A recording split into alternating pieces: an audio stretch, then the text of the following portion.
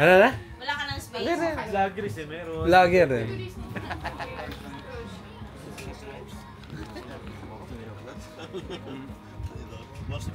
Ano yung buko na hindi nasuklay na maayos.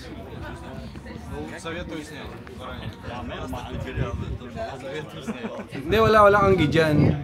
Ulol. Basa ba yung kumain kanina?